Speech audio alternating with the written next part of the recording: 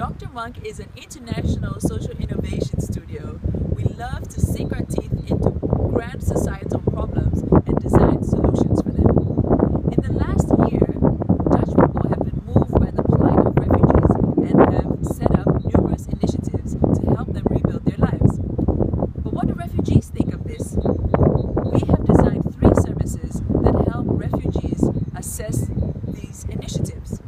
The first service is the Refugee Rebuild Panel.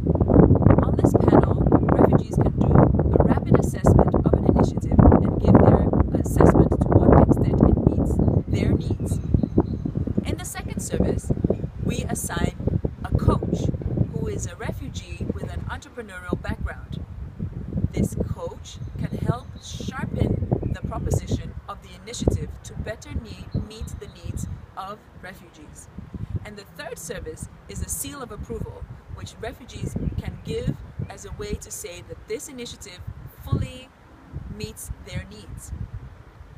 We think this is a way to inclusively work on meeting the needs of refugees and welcoming them in a warm manner.